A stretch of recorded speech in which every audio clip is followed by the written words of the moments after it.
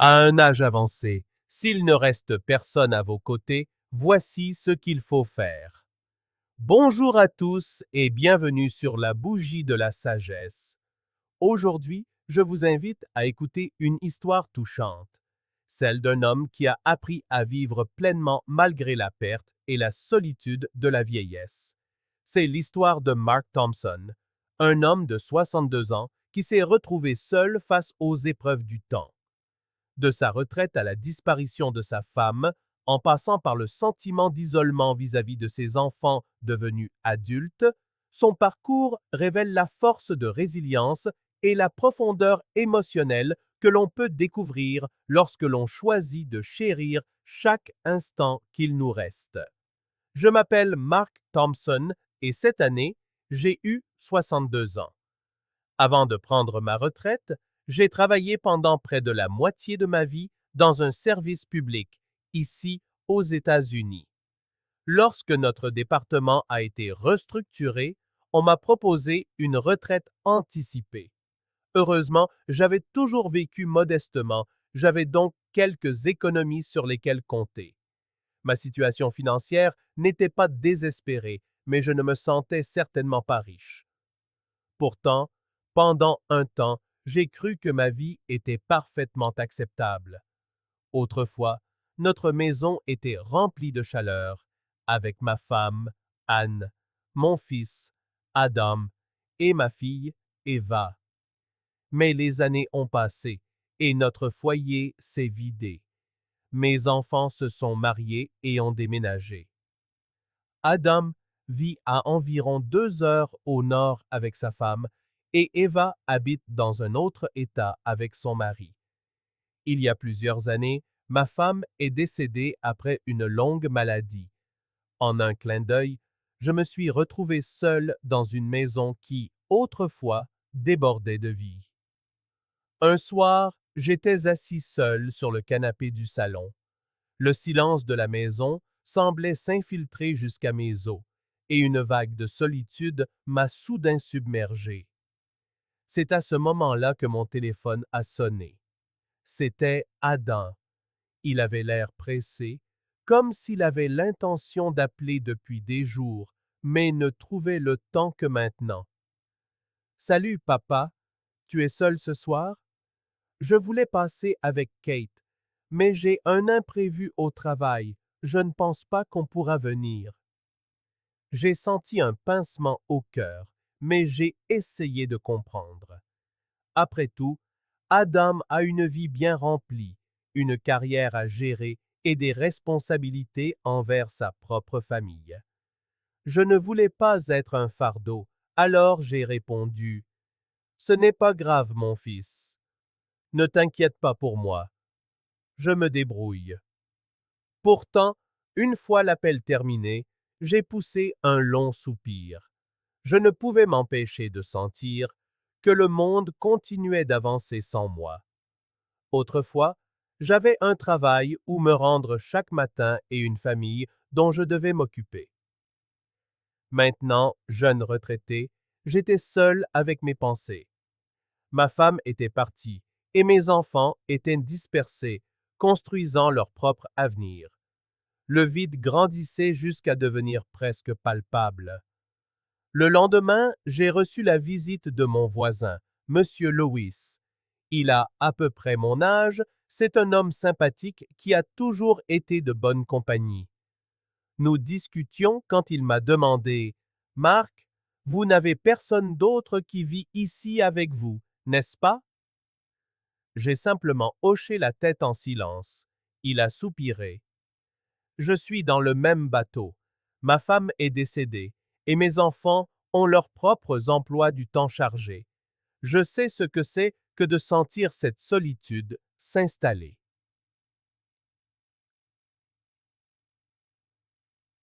L'entendre dire cela, c'était comme appuyer sur un bleu. Ça faisait plus mal que je ne voulais l'admettre, mais c'était aussi étrangement réconfortant. Nous n'étions pas seuls dans notre solitude. D'innombrables personnes âgées faisaient face au même chagrin. Puis, il m'a regardé droit dans les yeux et a dit quelque chose qui m'a hanté pendant des jours. Nous avons atteint un âge où nous devons anticiper. Si le jour vient où vous êtes vraiment seul dans cette grande maison, que ferez-vous? Ces paroles se sont plantées dans mon esprit comme de fines épines. J'ai commencé à imaginer des scénarios où je serais véritablement seul, sans personne à qui parler, sans personne pour prendre soin de moi si je tombais malade. Comment m'en sortirais-je? Cette question a résonné dans ma tête jour et nuit.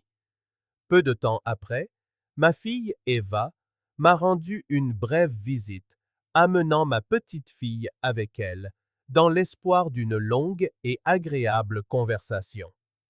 J'avais même préparé quelques-uns de ses plats préférés d'enfance, mais dès qu'elle a franchi la porte, elle a dit: Je n'ai pas beaucoup de temps. Je dois encore aller chercher Ryan plus tard. Le travail a été infernal. Je pouvais voir les rides de soucis sur son visage. Elle était stressée, essayant de jongler entre son travail et ses responsabilités familiales. Bien sûr, je voulais plus que 15 minutes précipitées, mais tout ce que j'ai pu dire, c'est: Ce n'est pas grave, ma chérie, je vais bien. Elle a mangé quelques bouchées de ma cuisine, a récupéré sa fille et est partie en me rappelant de prendre soin de moi. Debout près de la fenêtre, je les ai regardés disparaître au bout de la rue, le cœur vide. Cette nuit-là, je suis resté éveillé dans mon lit. Mon esprit revenait sans cesse aux mots de Monsieur Lewis, à l'idée de vivre seul pour le reste de mes jours. Je me suis dit: Je ne peux pas continuer à dériver comme ça. J'ai besoin d'un plan. Quelques jours plus tard, j'ai proposé à Monsieur Lewis de faire une promenade dans le parc local. Assis sur un banc, nous regardions les gens passer. Je me suis tourné vers lui et j'ai dit: J'ai beaucoup réfléchi à ce que vous avez dit l'autre jour. Si nous finissons vraiment seuls dans notre vieillesse, comment ferons-nous? Il a hoché la tête. J'y ai pensé aussi. Il y a quelques points que nous ferions mieux de préparer. D'abord, les finances. Nous devons nous assurer d'avoir suffisamment d'économies pour couvrir nos propres besoins, les factures, les courses, les frais médicaux, afin de ne pas être pris au dépourvu. J'étais entièrement d'accord. L'argent ne fait pas le bonheur, mais si l'on n'a pas assuré le nécessaire, être vieux et seul peut devenir insupportablement difficile.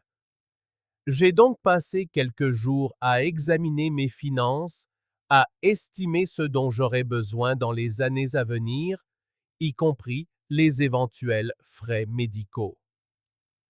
J'ai réalisé qu'une planification minutieuse était cruciale. Monsieur Lewis a poursuivi: De plus, nous ne pouvons pas compter éternellement sur nos enfants. Ils ont leur propre vie, et parfois ils vivent trop loin pour nous aider au pied levé.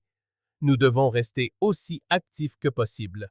Faire de l'exercice, s'inscrire à des activités de groupe, éviter de s'isoler à la maison.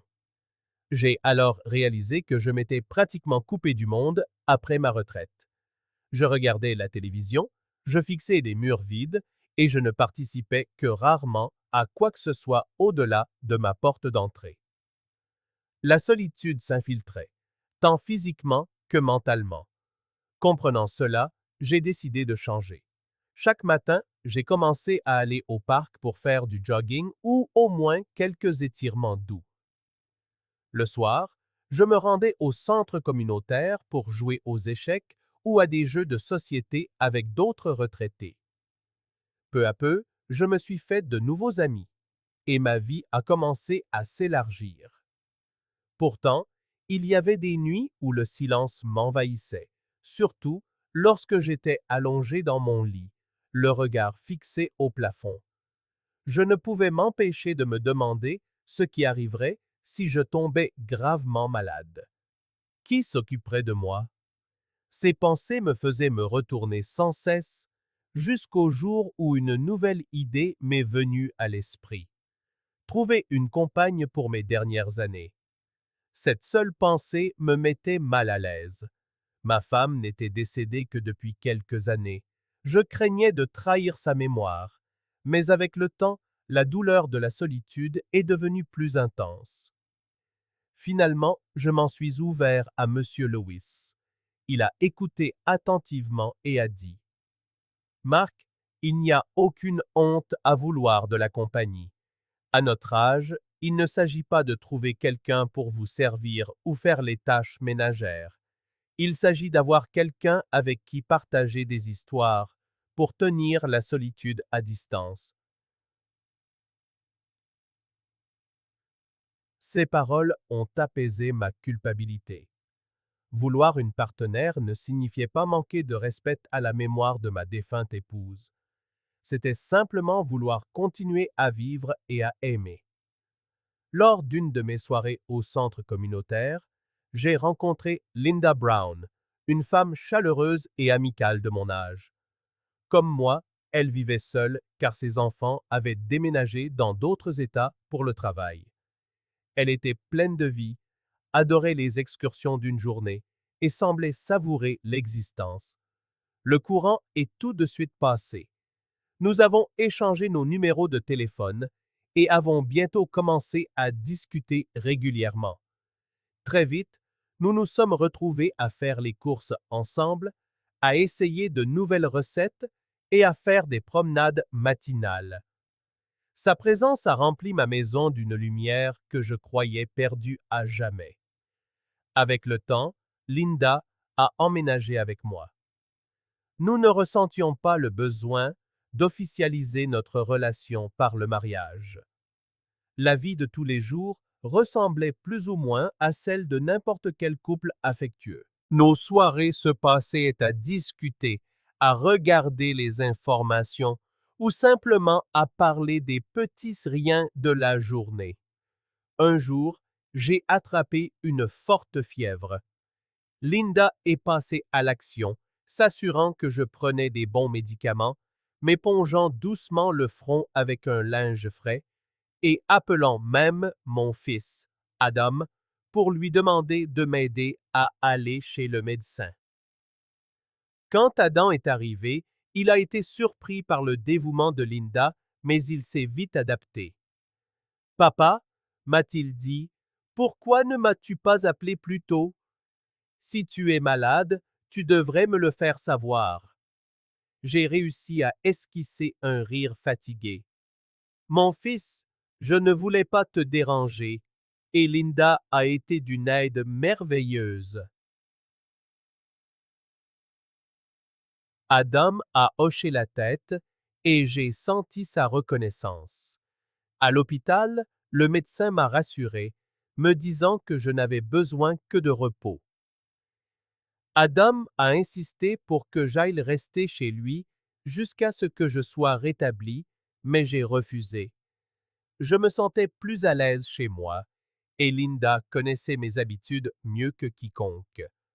Ce petit épisode a souligné à quel point il était précieux d'avoir quelqu'un à mes côtés, quelqu'un qui se souciait de mon bien-être jour après jour.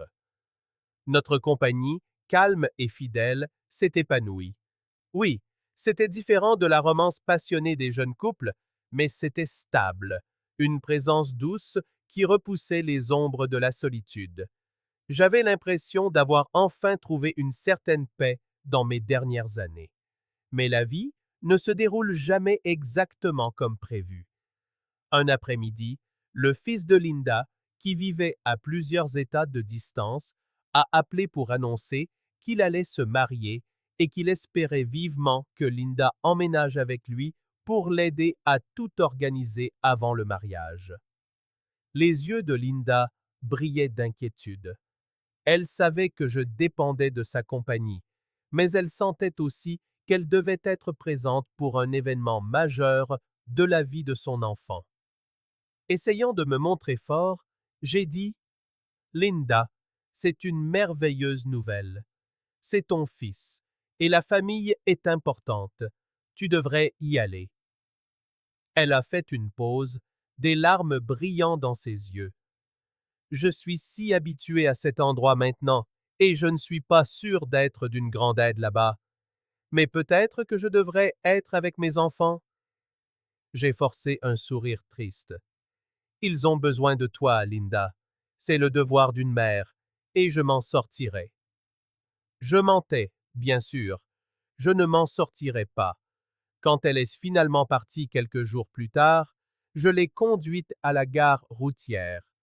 Debout sur le quai, je l'ai regardée monter dans le bus, le cœur lourd comme une pierre. Quand le bus s'est éloigné, je suis resté là, figé sur place. Une fois de plus, je faisais face à une maison qui semblait trop grande, trop silencieuse. J'ai essayé de reprendre mes anciennes habitudes, de discuter avec les voisins, de me rendre au centre communautaire et d'appeler occasionnellement mes enfants. Mais la chaleur que Linda avait apportée avait disparu, remplacée par une solitude plus pesante qu'auparavant. Mon fils, Adam, et ma fille, Eva, m'appelaient régulièrement, remarquant que j'avais l'air abattu. Pourtant, ils vivaient trop loin pour être constamment à mes côtés, et je ne pouvais pas attendre d'eux qu'ils abandonnent leurs propres obligations juste pour prendre soin de moi. Quelques mois plus tard, j'ai entendu des gens au centre communautaire parler de résidences pour seniors, des lieux conçus pour les personnes âgées avec du personnel médical, des activités de groupe et des pairs. L'idée m'est venue. Peut-être que je devrais explorer cette option. Un coup de fil plus tard, Adam semblait inquiet. Papa, veux-tu vraiment déménager dans une résidence pour seniors? Ne sera-ce pas déprimant? J'ai pris une profonde inspiration. Mon fils, la question n'est pas de savoir si c'est déprimant ou non. J'ai juste besoin d'un endroit stable, où je n'aurai pas à m'inquiéter d'être seul s'il m'arrive quelque chose. Toi et Eva ne pouvez pas toujours être là. Au moins, si je suis dans un endroit avec des soins sur place et des amis de mon âge, je n'aurai pas à attendre seul si je suis malade ou si j'ai besoin d'aide. Après une certaine hésitation, Adam a dit qu'il en parlerait à Eva. Quelques jours plus tard, ils sont venus tous les deux s'asseoir avec moi. Eva avait l'air inquiète. Papa, nous comprenons que vivre seul est difficile, mais es-tu sûr qu'une communauté de seniors est la bonne solution pour toi? J'ai expliqué doucement. J'y pense depuis un moment. J'ai besoin d'un endroit où je peux être entouré d'autres personnes dans des situations similaires. J'apprécie à quel point vous voulez tous les deux m'aider, mais je ne peux pas compter sur vous tout le temps. Vous avez des emplois, des enfants et vos propres vies. Ils se sont regardés, puis ont hoché la tête. Adam a dit, nous te soutenons, papa.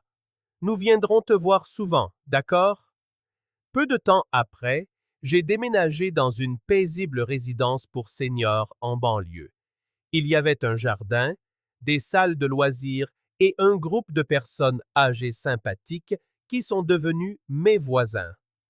Un résident nommé Monsieur Vernon m'a pris sous son aile dès le premier jour, me faisant faire un tour rapide et me présentant à quelques personnes qui aimaient les échecs autant que moi.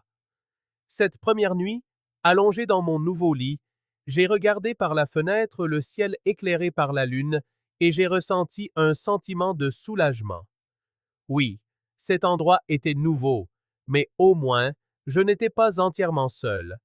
Il y avait des gens autour, des membres du personnel qui veillaient sur nous, et de nouveaux amis prêts à discuter ou à partager une tasse de café. Au cours des 6 mois suivants, je me suis adapté. J'avais des repas réguliers dans la salle à manger, j'ai rejoint un groupe de tai chi le matin et j'ai recommencé à jouer à des jeux de société avec quelques amis chaque après-midi. Adam et Eva passaient me voir, amenant parfois leurs enfants. J'essayais toujours de les rassurer en leur disant que je m'intégrais bien Et en vérité, je commençais à ressentir une certaine satisfaction. Puis, un après-midi, alors que je prenais le soleil dans la cour, mon téléphone a sonné. C'était Adam, la voix tendue d'inquiétude. Papa, Linda a eu un accident de voiture. Elle est en soins intensifs et son état est critique. Mon cœur s'est mis à battre la chamade, le téléphone a failli me glisser des mains. Tu es sûr? Où est-elle maintenant? Il m'a indiqué l'hôpital et m'a demandé s'il devait venir me chercher. Le trajet jusqu'à l'hôpital fut un brouillard. Je me souvenais sans cesse du jour où Linda était partie, de la façon dont j'avais essayé d'être courageux, de notre promesse de rester en contact. Je n'aurais jamais imaginé que cela se terminerait ainsi. Quand nous sommes arrivés, Adam et Eva étaient déjà dans la salle d'attente, l'air soucieux. Adam s'est approché. Papa, les médecins sont encore en train de s'occuper d'elle. Ça ne s'annonce pas bien. J'ai fixé la lumière rouge d'urgence au-dessus des portes de la salle d'opération, mon cœur battant dans mes oreilles. Je priais en silence, m'accrochant à l'espoir que l'esprit combatif de Linda la tirerait d'affaire. Les minutes s'étiraient comme des heures jusqu'à ce qu'un médecin à l'air fatigué sorte enfin. Nous nous sommes précipités vers lui et j'ai balbutié « Comment va-t-elle » Il a secoué la tête, expliquant que les blessures étaient graves et que l'âge de Linda compliquait la chirurgie et la convalescence. Je suis désolé, a-t-il dit doucement. Vous devriez vous préparer au pire. J'ai senti mes genoux se dérober. Adam m'a aidé à m'asseoir. Mon esprit est devenu vide, incrédule. Les portes se sont de nouveau ouvertes et un brancard est sorti. Linda y était allongée, immobile, avec un masque à oxygène, pâle comme un linge. Mes yeux se sont remplis de larmes alors que je me précipitais à ses côtés. Linda, Linda, c'est moi, Marc. Tu m'entends?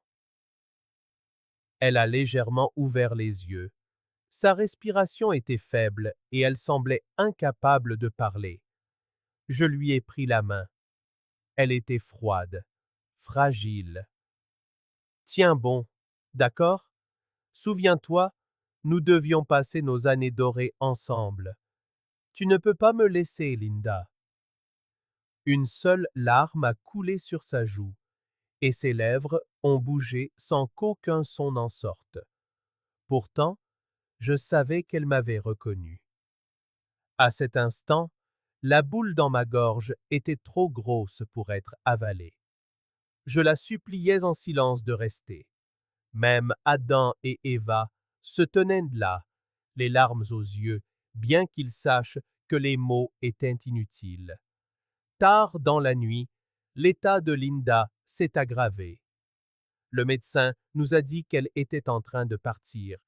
Je ne pouvais me résoudre à quitter son chevet, craignant qu'au moment où je fermerais les yeux, elle ne soit plus là.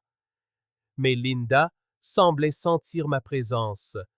Ses paupières ont de nouveau battu, et elle a réussi à lever la main juste assez pour la placer dans la mienne. Je l'ai serrée, sentant mes larmes tomber sur son poignet. Elle a formulé une seule phrase d'une voix si faible que j'ai presque cru l'imaginer. Marc vit bien. Puis sa main est devenue inerte, et ses yeux se sont fermés pour la dernière fois.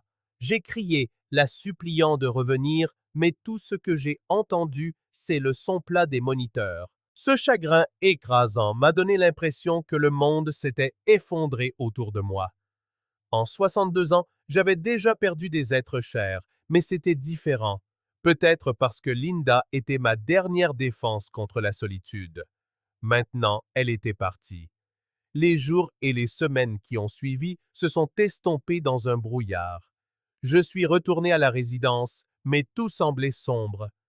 Mes nouveaux amis ont essayé de me consoler. Adam et Eva sont venus plus fréquemment, amenant même les petits-enfants, dans l'espoir de me remonter le moral. J'appréciais leur gentillesse, mais l'engourdissement en moi ne se dissipait pas. Tard dans la nuit, je restais éveillé, me remémorant la voix de Linda, son sourire, la façon dont elle se déplaçait dans la maison. Je me souvenais comment elle avait doucement essuyé mon front quand j'étais malade. Maintenant, tout cela n'était plus qu'un souvenir. Un matin, j'ai vu un nouveau résident dans l'établissement, un homme plus âgé qui avait l'air anxieux, perdu et triste. Il me rappelait moi-même à mon arrivée. Je lui ai tapoté l'épaule et j'ai dit « Bonjour, ça vous dirait de faire un tour dans la cour avec moi ?» Il a hoché la tête en silence, comme s'il était reconnaissant de ce petit geste de camaraderie. Nous avons marché sans parler, mais nous partagions une compréhension mutuelle. Vieillir peut être solitaire. Perdre les gens que l'on aime peut être dévastateur. Mais parfois, une présence douce, un ami, rend la vie un peu plus facile à supporter. Ce soir-là, en rentrant dans ma chambre et en m'allongeant, l'image de Linda a de nouveau empli mon esprit, mais j'ai remarqué que quelque chose avait changé en moi. La douleur était toujours là, mais elle était désormais mêlée à une tendre gratitude pour le temps que nous avions eu. Elle était peut-être partie, mais sa chaleur et sa compassion vivaient dans mon cœur. Au fil des jours, j'ai trouvé une nouvelle résolution à bien vivre, en son honneur. Prenant une profonde inspiration, je suis sorti un matin, laissant la lumière du soleil réchauffer mon visage. Je me suis souvenu de ces paroles, de la façon dont nous devrions valoriser chaque relation, chérir chaque jour et accepter que la vie est éphémère. Les gens disparaissent, mais leur impact demeure, façonnant la manière dont nous affrontons notre avenir. En vérité, j'ai appris que la vieillesse n'est pas seulement une question de perte, c'est aussi une prise de conscience, celle que chaque relation dans la vie, des liens familiaux aux amitiés et aux compagnes de fin de vie, doit être chérie tant que nous en avons encore le temps. L'horloge tourne vite dans nos dernières années, mais cela ne signifie pas que nous ne pouvons pas trouver des moyens de remplir notre temps avec un but et de la reconnaissance. Le célèbre écrivain Haruki Murakami a un jour écrit que nous ne vieillissons pas progressivement, mais par à-coups soudains. On se réveille et une année s'est envolée. On se retourne et notre jeunesse a disparu. Les gens commencent à vous appeler monsieur ou madame, et soudain, vous réalisez que vous ne pouvez plus vous accrocher à l'illusion de la jeunesse. Vos parents deviennent fragiles ou décèdent, et vous vous voyez dans le miroir, tentant d'accepter que vous aussi, vous vieillissez. À ce stade, vous commencez à choisir vos mots avec soin. Vous parlez moins, non pas parce que vous n'avez rien à dire, mais parce que vous comprenez à quel point peu de gens écoutent ou comprennent vraiment. Vous faites face à des épreuves que vous n'auriez jamais imaginées, des problèmes de santé, des soucis financiers, des enfants trop occupés pour vous rendre visite. Vous découvrez que, peu importe la taille de votre cercle social d'autrefois, la véritable compréhension et la compassion peuvent être rares. Et pourtant, dans le silence feutré de la nuit, seul avec vos pensées, vous pouvez ressentir une étrange paix si vous avez appris à vous accepter. Vous savez enfin que votre valeur ne dépend pas de l'approbation des autres. Vous apprenez que l'humilité, et non l'orgueil, est le chemin vers la paix dans la vieillesse. Votre perspective sur l'amour change également. Dans votre jeunesse, vous avez peut-être cru en une grande passion indestructible, Mais à mesure que les années s'allongent, certaines relations s'estompent. Vous apprenez que toutes les histoires d'amour ne sont pas destinées à durer éternellement. Les gens changent. Vous changez. L'important est de continuer à chérir les souvenirs qui vous ont façonné. Les déceptions de la vie s'accumulent, mais les moments de grâce inattendus aussi. Vous cessez d'avoir des attentes irréalistes envers les autres. Et ce faisant, vous vous libérez de la déception constante. Certains pourraient appeler cela du cynisme, mais c'est peut-être simplement de la sagesse. La conscience que la paix naît de l'équilibre entre l'espoir et le réalisme. Par-dessus tout, vous apprenez qu'au final, la personne qui sera toujours là pour vous, c'est vous-même. Si vous pouvez tenir debout par vos propres moyens, si vous pouvez surmonter le chagrin et vous permettre de guérir, alors vous avez déjà trouvé une force que personne ne peut vous enlever. Avec cela à l'esprit, je souhaite vous laisser avec une dernière pensée. Si jamais vous vous retrouvez à vieillir seul, souvenez-vous qu'il existe des moyens de s'y préparer. N'hésitez pas à établir un plan financier solide et à maintenir votre indépendance du mieux que vous pouvez. Nourrissez votre âme avec des amitiés, des passe-temps, et si vous y êtes ouvert, un nouveau compagnon qui pourrait apporter une lumière inattendue dans votre vie, même si ce n'est que pour quelques courtes années. Chérissez les personnes qui tiennent vraiment à vous, mais n'ayez pas peur de vous placer dans un environnement où de l'aide est disponible. S'il s'agit d'une résidence pour personnes âgées, qu'il en soit ainsi. Si c'est de vivre avec vos enfants ou des amis proches, c'est bien aussi. Il n'y a pas une seule bonne façon de vieillir. Il y a seulement celle qui vous apporte le plus de confort, de dignité et de compagnie dans vos dernières décennies. Et quand la nuit tombe et que vous ressentez cette douleur familière du manque de ceux qui sont partis avant vous, rappelez-vous que vous les portez dans votre cœur. Le temps que vous avez partagé était réel et précieux. Personne ne peut vous enlever cela. Merci d'avoir regardé et de soutenir la bougie de la sagesse. Si vous avez trouvé l'histoire de Mark Thompson pleine de sens, n'oubliez pas de laisser un j'aime, de partager et de vous abonner. N'oubliez pas d'activer la cloche de notification pour ne manquer aucune de nos nouvelles vidéos. Prenez soin de vous, chérissez vos proches et on se retrouve dans la prochaine vidéo.